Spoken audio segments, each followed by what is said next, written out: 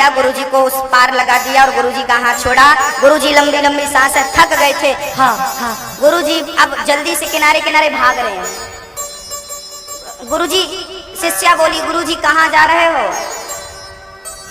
हाथ जोड़ के बोले, गुरुजी मैंने तेरा क्या बिगाड़ा है? मुझे कहाँ ले जाना चाह रही है? क्या जंगल में ले जाके शेर को मेरा मांस खिलाएगी? मैंने तेरा क्या बिगाड़ा? अरे गुरुजी, मैं तो आपकी शिष्या हूँ, आपसे ही सीखा है। गुरुजी बोले, सच सच बताना, तू कौन सी विद्या जानती है? तू पानी में डूबती क्यों नहीं? सब डूब जाते हैं, तू क्यों नहीं डूबती? चेली बोली, गुरुजी पानी में ना डूबने का मंत्र आपसे ही सीखा है। गुरुजी ने बोला, हमने कभी ऐसा कोई मंत्र नहीं दिया कि पानी में कोई डूबे ना।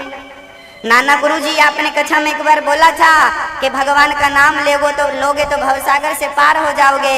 यदि मैंने विचार किया कि लोग भवसागर से पार हो सकते हैं तो छोटी सी यमुना से मैं पार क्यों नहीं हो सकती? बस उस दिन से मैं रोज पार होती हूँ गुरुजी, आपकी कृपा से।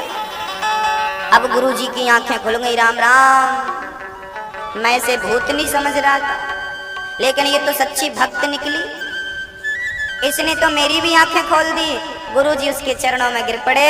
कभी कभी गुरु ही नहीं, कभी कभी शिष्य भी अपने गुरु की आंखें खोल दिया करते हैं। ऐसे शिष्यों को बारंबार नमस्कार है। गुरुजी को भगवान तक पहुंचने का मार्ग मिल गया। अब गुरुजी ने गृहस्थी छोड़ दी और यमुना के तट पर बड़े प्रेम से राधे श्याम जपने लगे। अंत समय में उन्हें भगवान श्री कृष्ण के दर्शन हुए, उनका जीवन कृतार्थ हो गया। बोलिए भक्त वत्सल भगवान के हो। यदि भवसागर से पार जाना हो तो राम नाम अवलंबन एक राम का ही सहारा है जो आपको भवसागर से पार ले जा सकते हैं। परीक्षित को 7 दिन में मरने का श्राप लगा है। परीक्षित ने तो तैयारी कर ली। गुरुजी से पूछा क्या करना चाहिए? गुरुजी ने कहा, तस्मात् भारत सर्वात्मा भगवान ईश्वरो हरिः श्रोतव्यः कीर्तितव्यश्च स्मर्तव्यश्चेक्षिता भयम्। जिसे जल्दी मरना हो उसे तस्मात् भारत सर्वात्मा, सब में भगवान का दर्शन करना चाहिए। निज प्रभु मय देखहि जगत के ही सन करहि विरोध। सब परमात्मा का स्वरूप है, उसके अतिरिक्त कुछ भी नहीं है सृष्टि में। मैया जी बताइए, एक सज्जन ने हमसे कहा कि भगवान कहाँ है? हमने कहा कि तू ये बता कि भगवान के अतिरिक्त इस सृष्टि में क्या है? है कुछ? है कुछ? एक सज्जन ज्वेलर्स की दुकान में गए, सराफा सोने की दुकान में गए। जाकर पूछा, भाई साहब ये क्या है? बोले ये चैन है। ये क्या है? बोले ये ब्रेसलेट है। ये क्या है? ये हार है। ये क्या है? ये अंगूठी है। सारा पूछ लिया और पूछ कर जाने लगा। सोनी जी ने कहा, भाई साहब सब कुछ पूछा, लिया तो कुछ है नहीं। तो सामने वाला बोला, हम तो सोना लेने आए थे पर आपकी दुकान में तो सोना है ही नहीं। चैन है, अंगूठी है, कंगन है, हार है, बिंदिया है, बाजूबंद है, पर सोना तो है ही नहीं। हम तो सोना खरीदने आए थे। सोनी जी बोले, भाई तुझे जो कुछ दिखाया है ये सब सोना ही है। चैन सोने में ही बनी है, अंगूठी सोने में ही बनी है। बोलिए कहाँ बनी है? अच्छा ये सब सोना है? हाँ, तो आप तो बोल रहे थे चैन है। तब सोनी जी ने समझाया कि इसका नाम और स्वरूप अलग है, लेकिन इसके अंदर सोना ही है। इसका नाम चैन है, इसका नाम अंगूठी है, इसका नाम हार है, इसका नाम बिंदिया है, इसका नाम बाजूबंद है। स्वरूप अलग है, नाम अलग है, लेकिन वस्तुतः है सबके अंदर वही गोल्ड। ऐसे ही नाम अलग हो सकता है, स्वरूप अलग हो सकता है, लेकिन सबके भीतर परमात्मा ही विद्यमान है। स्त्री नाम अलग है, पुरुष नाम अलग है। प्रकृति ये पेड़ है, ये पौधा है, ये पशु है, ये पक्षी है, ये जीव है, ये जंतु है, सब नाम अलग है, नाम अलग है, स्वरूप अलग है, लेकिन वस्तुतः तत्व सबके अंदर एक ही है या नहीं? बोलिए। मिट्टी की बनती है सुराही, मिट्टी का बनता है घड़ा, और मिट्टी की बनती है चिलम। मिट्टी दोनों में मिट्टी है या नहीं? सुराही जिसमें पानी भर के ठंडा ठंडा पानी पीते हैं, और वो चिलम, दोनों मिट्टी की है या नहीं? बोलिए हाँ या ना? मिट्टी की है। दोनों मिट्टी की बनी है, लेकिन दोनों के स्वभाव में और स्वरूप में अंतर है कि नहीं? घड़े का स्वभाव है शीतल रहना और शीतल करना, ये घड़े का स्वभाव है? वो स्वयं ठंडा रहता है, औरों को भी ठंडा रखता है घड़े का स्वभाव ऐसा है। जबकि चिलम का स्वभाव कैसा है? वो स्वयं जलती है, औरों को भी जलाती है। जबकि दोनों मिट्टी के बने हैं कि नहीं?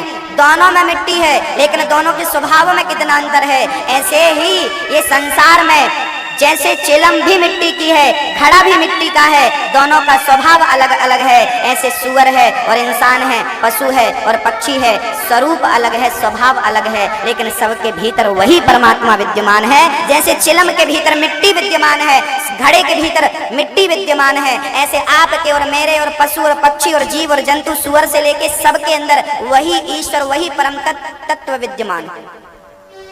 कुछ भी अलग नहीं है, भिन्न नहीं है।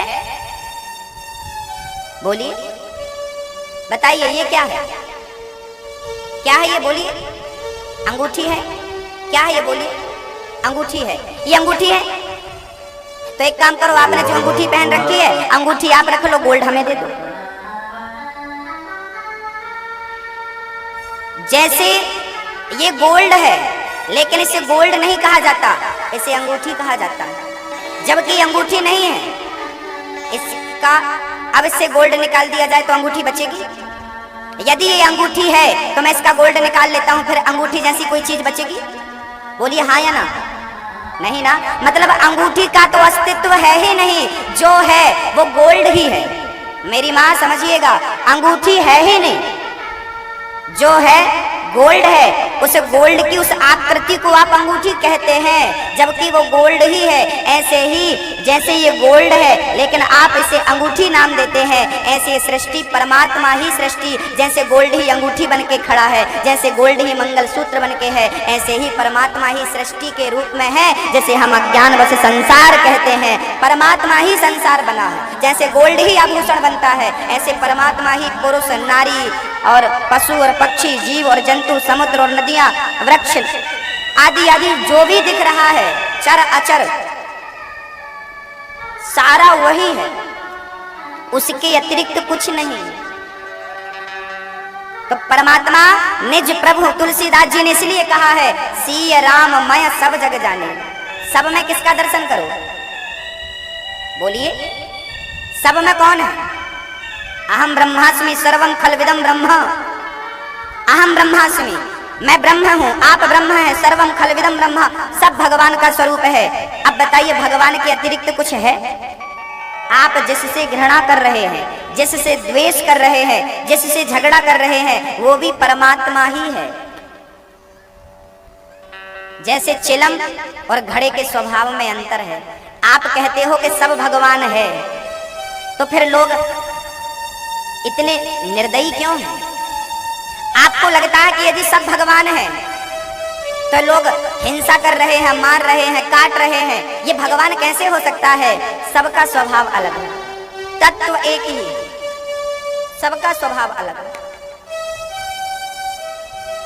लोहे की बनती है सुई और लोहे की बनती है कैंची, दोनों में लोहा है, लेकिन एक जोड़ने का काम करती है, एक तोड़ने का काम करती है। यही देख लो ना, सुई का काम है जोड़ना, कैंची का काम है तोड़ना, जबकि दोनों के अंदर लोहा है। क्या कहते हैं आप? दोनों के अंदर लोहा है, एक जोड़ती है, एक तोड़ती है। ऐसे ही तत्व तो सबके अंदर एक ही है, चाहे वो भला इंसान हो या बुरा इंसान हो।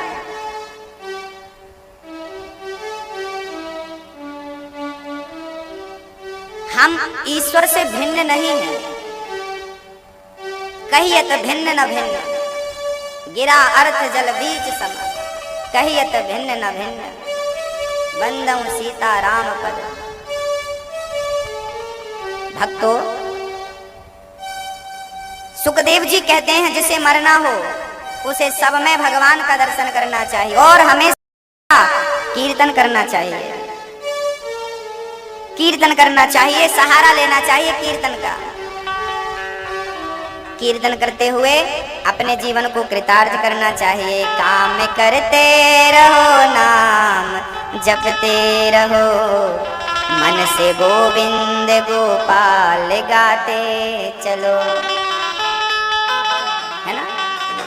श्री राम जय जय राम, श्री राम जय जय राम, श्री राम जय जय राम, श्री राम जय राम। बोलिए मेरे साथ प्रेम से, श्री राम जय जय राम, श्री राम जय जय राम, श्री राम जय जय राम, श्री राम जय राम। दो अक्षर का प्यारा नाम, श्री राम जय जय राम। दो अक्षर का प्यारा नाम, श्री राम जय राम। बन जाएंगे तेरे बिगड़े काम, श्री राम जय जय राम। बन जाएंगे तेरे बिगड़े काम, श्री राम उठाइए जरा, जय राम। कट जाएंगे तेरे कष्ट तमाम, श्री राम जय जय राम। कट जाएंगे तेरे कष्ट तमाम, श्री राम जय राम। बोलो बोलो बोलो बोलो बोलो बोलो, श्री राम जय जय राम, श्री राम जय राम। बोलो बोलो बोलो बोलो बोलो बोलो, श्री राम जय राम, श्री राम जय राम। हाथ उठाइए और प्रेम से। सांसों की माला में, सांसों की माला में सिमरो में सीताराम। सांसों की माला में सिमरो में सीताराम। सांसों की माला में सांसों की सिमरो में सीताराम। सांसों की माला में सांसों की सिमरो में सीताराम। मेरे मन की मैं जानू, तुम्हारे मन की राम। मेरे मन की मैं जानू और तुम्हारे मन की राम। मेरे मन की मैं जानू, तुम्हारे मन की राम। मेरे मन की मैं जानू और तुम्हारे मन की राम। सांसों की माला में सिमरो में सीताराम। सांसों की माला में सिमरो में सीताराम। सांसों की माला में सिमरो में सीताराम। सांसों की माला में सिमरो में सीताराम। श्री राम जय जय राम,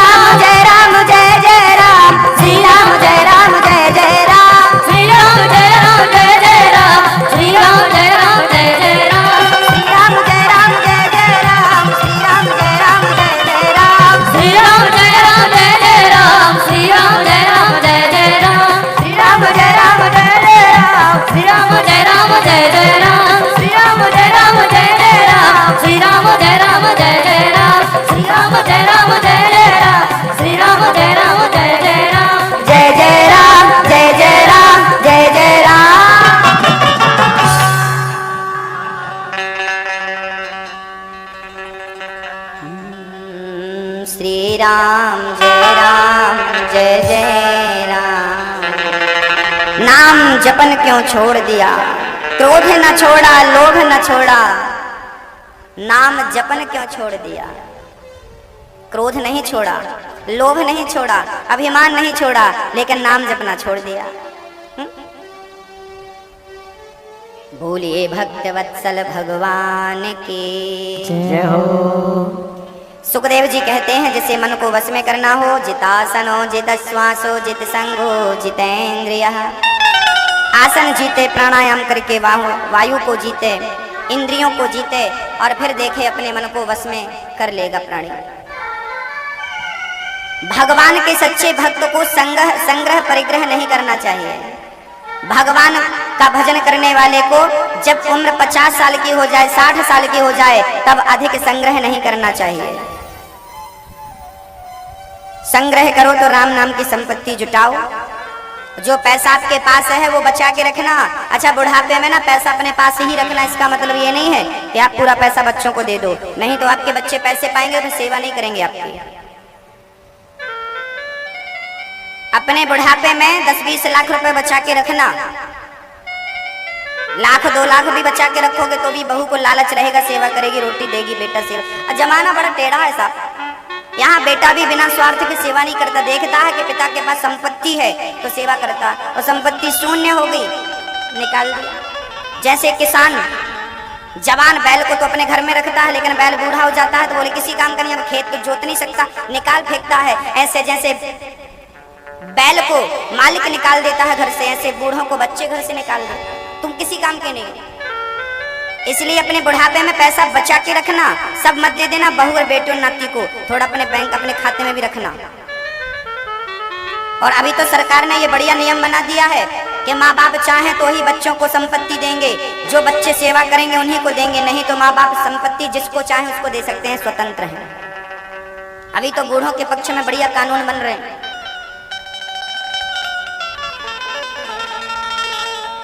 वो एक बार क्या हुआ, एक मैया जी कथा सुनने आई तो कथा में पंडित जी ने कह दिया कि राम नाम की संपत्ति रखो, बाकी कुछ न रखो अपने पास। तो उसने जाकर के अपनी बहू को शाम को चाबी दे के आ गया, बहू मेरी चाबी तुम रखो। पंडित जी ने कहा ज्यादा धन संपत्ति मत जोड़ो। अब बहू को चाबी दी तो महीने भर बाद बहू ने अपना रंग दिखा दिया। पहले तो बादाम की बढ़िया सा बादाम का हलवा मिलता था, बढ़िया घी चिपड़ी गरम गरम रोटी मिलती थी, अब तो बासी रख देती है, खा बुढ़िया। अब बूढ़ी माँ रोती रोती पंडित जी के गुरु जी के पास, गुरु जी आपने तो हमें बर्बाद कर दिया। गुरु जी ने कहा हमने तुम्हें कैसे बर्बाद कर, आपने कहा कि चाबी बहू को दे दो, हमने बहू को दे दिया, वो पानी भी नहीं देती। गुरु जी बोले राम राम राम राम राम, तुमने हमारी बातों का गलत अर्थ लगा लिया। हमने कहा था मोह मत करना, तुमने चाबी क्यों पकड़ा दी। चलो कोई बात नहीं, अभी में कुछ नहीं बिगड़ा। सुनो, कल हम तुम्हारे घर आएंगे और ये तुम्हारे घर में कोई पुरानी पेटी है, बक्सा? हाँ हाँ, एक पेटी बची है। गुरुजी ने बोला सुनो, उसमें कुछ पत्थर वत्थर रख लेना, और मैं जब तुम्हारे घर आऊं तो जैसा जैसा मैं कहता जाऊं तुम हूं हाँ करती जाना बस। हाँ महाराज हाँ। दूसरे दिन गुरुजी पहुंच गए, कहो मैया जी कैसी हो? ठीक है महाराज। वो आपने बोला था कि 4 लाख रुपए का दान करने वाली हो। हाँ महाराज, हमारे कुछ जेवर हमारे पास रखे हैं, कुछ हमने अपने शादी विवाह के कुछ सोना चांदी बचा के रखा था, तो सोचा कि वो दान कर दे। अब बहू ने सुन लिया कि बुढ़िया ने तो चाबी हमें दे दी है, इसके बाद भी इसने बचा रखा। पंडित जी ने बोला सुनो, तो कल आप आ जाना, पूरा सोना चांदी लेके, जो भी है। कितने का होगा? बुढ़िया बोली ज्यादा नहीं महाराज, 4-6 लाख की संपत्ति है। अब बहू की तो आंखें खुल गई, राम राम राम, इसने जो मुझे दिया उसमें तो 1 ही लाख निकला, और 4-6 की इसने बचा रखी है। बुढ़िया बोली महाराज जी ये पेटी जो बक्सा है ये भारी है, जरा आप हाथ लगा लो और आप लगे हाथ ले जाओ। पंडित जी ने बहू को बुलाया, सुनो जरा हाथ लगवाओ। बहू ने पेटी में हाथ लगवाया तो पेटी बड़ी वजन था। बहू को लगा राम राम राम राम, ये पूरी संपत्ति अभी चली जाएगी। तुरंत बहू ने कहा महाराज ये संपत्ति आप मत ले जाओ, ये मेरी बूढ़ी माँ के काम आएगी, उनकी सेवा में काम आएगी, बीमार पड़ गई तो दवाई में काम आएगी। पंडित जी ने कहा आप तो सेवा करती नहीं हो ना बूढ़ी माँ की, इसलिए हम ले जा रहे हैं ये संपत्ति और हम सेवा करेंगे बूढ़ी। ना ना आप मत ले जाओ, हम करेंगे। पंडित जी बोले तो चाबी वापस करो। चाबी लौटाई, पंडित जी ने वो पेटी को तिजोरी के अंदर, उसके तिजोरी के अंदर रखवाई और बूढ़ी माँ को ताला लगा के चाबी दे दी। बोली बूढ़ी माँ तुम्हें जब जरूरत पड़े पेटी से निकाल के सोना चांदी बेच के अपना खर्चा चलाया करो, बहू से मत मांगा करो। लो भैया, बहू तो अब पंडित जी के, गुरु जी के जाते ही सास के पांव दबाने लगी। हलवा फिर चालू, पूड़ी फिर चालू, बादाम का हलवा फिर चालू। लो भैया, सास को जान में जान आई। दूसरे दिन फिर सत्संग में गई और भजन में खूब नाची। पत्थर काम कर गए, पत्थर काम कर गए। तो कुछ संपत्ति बचा के रखिएगा बुढ़ापे में। आज की बहू बिना संपत्ति के पानी भी नहीं देती। थोड़ा सोना चांदी भी बचाना है। और सोना चांदी बचाने का अर्थ ये नहीं है कि उसके पास बैठे ताकते रहो, उसमें ही मन लगाए रहो। मन भगवान में लगाना है। रखिए संपत्ति ठीक है, भगवान में मन लगाओ। संपत्ति से कुछ लेना देना नहीं है। भगवान का नाम जपो, भगवान का ध्यान करो, भगवान का चिंतन करो। पैसे का चिंतन शुरू मत कर देना, नहीं तो गति बिगड़ जाएगी। हाँ बोलो राधे राधे। श्री सुखदेव जी महाराज ने भगवान का ध्यान किया। भगवान का नमः परस्मै पुरुषाय भूयसे सदुद्भवस्थान निरोध लीलया गृहीत शक्ति त्रितयाय देहिना मन्तर्भवायानुपलक्ष्य वर्त्मने यत् कीर्तनं यत् स्मरणं यदीक्षणं यद्वन्दनं यत् श्रवणं यदर्हणं लोकस्य सद्यो विधुनोति कल्मषं तस्मै सुभद्रश्रवसे नमो नमः। सुखदेव जी महाराज भगवान का ध्यान करते हुए परीक्षित से कहते हैं कि परीक्षित, जब इस सृष्टि में कुछ नहीं था तब एकमात्र ईश्वर थे। उन्होंने अपनी नाभि से कमल को प्रकट किया और कमल में ब्रह्मा जी का जन्म हुआ।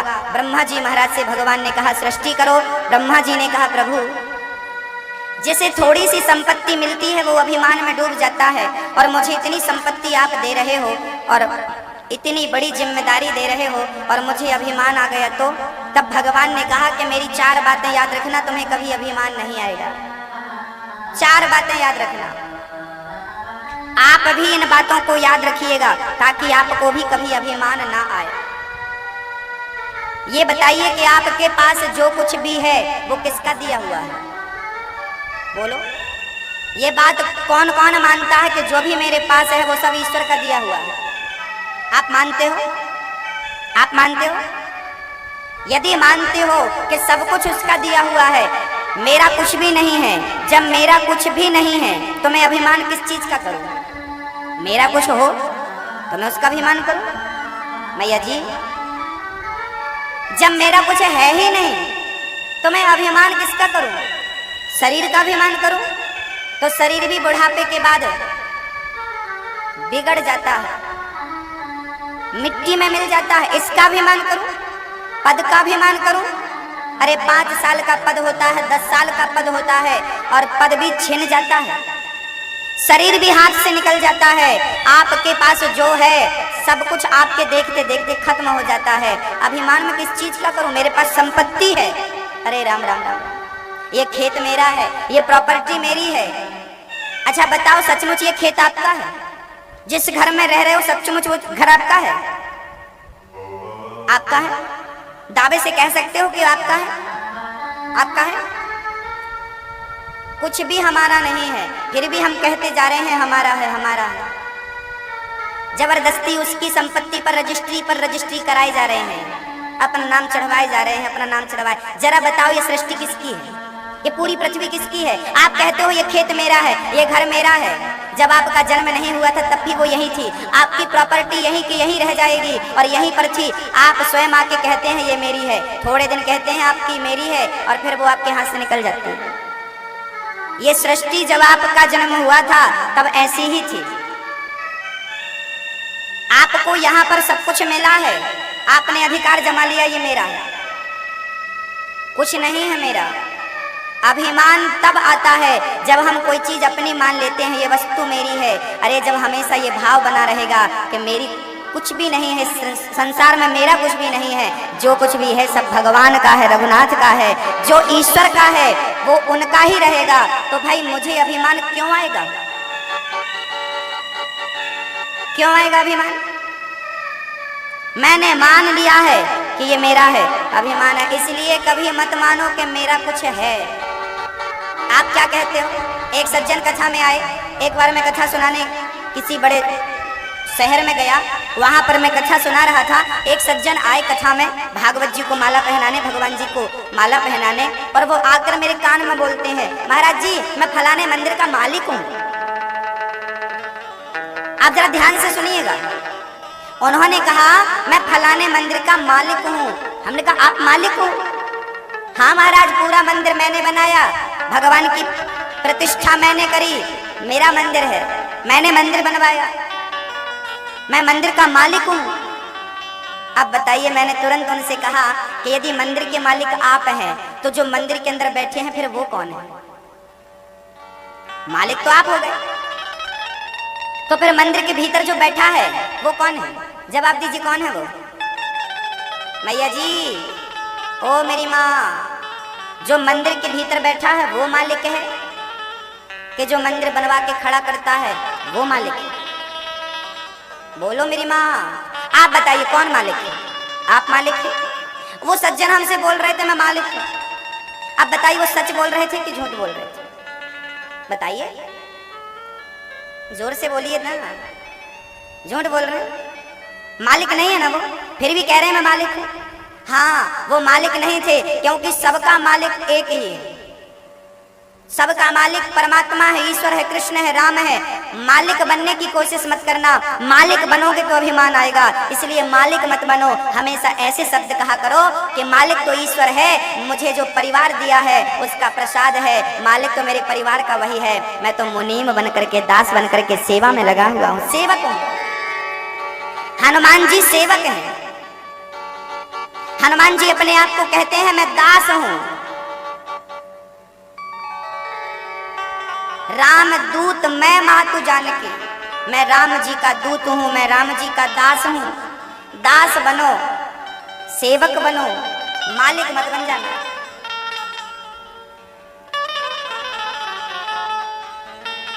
ब्रह्मा को ज्ञान दे दिया श्री नारायण ने कि मालिक मैं हूं, तुम सेवक हो। अब सेवक को कैसा अभिमान आएगा? ब्रह्मा ने सृष्टि की और ब्रह्मा के शरीर से, ब्रह्मा जी के दाहिने भाग से मनु जी और वाम अंग से शत्रुपा जी का जन्म हुआ। मनु शत्रुपा का जन्म हुआ। मनु शत्रुपा से ब्रह्मा जी ने कहा सृष्टि करो, पर पृथ्वी का पता नहीं था। हिरण्याक्ष नाम का राक्षस पृथ्वी को पाताल में ले जाके छिपा चुका था। तब 12 भगवान का जन्म हुआ और 12 भगवान ने हिरण्यकश्यप को, हिरण्याक्ष को मार के पृथ्वी की स्थापना की। बोलिए 12 भगवान के जय हो।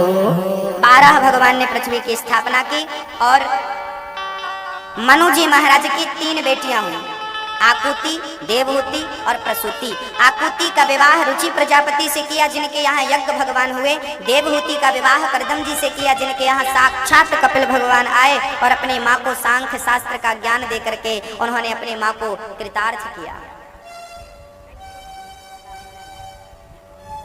सुखदेव जी कहते हैं राजन, भगवान इतने दयालु हैं, इतने दयालु हैं कि न जाने कौन से गुण पर दयानिधि रीझ जाते हैं। यही सदग्रंथ कहते हैं, यही हरिभक्त गाते हैं।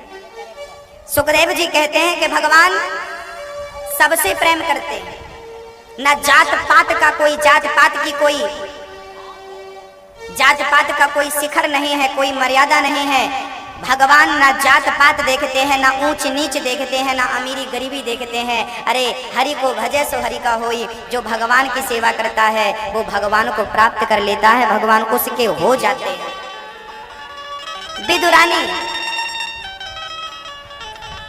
विदुरानी को पता चला कि भगवान मेरे घर आने वाले हैं। झाड़ पहुंच के अपने आंगन को गाय के गोबर से लीप करके इंतजार कर रही है, मेरे श्याम सुंदर आएंगे। जब भगवान आए, बिठाया विदुरानी ने भगवान को,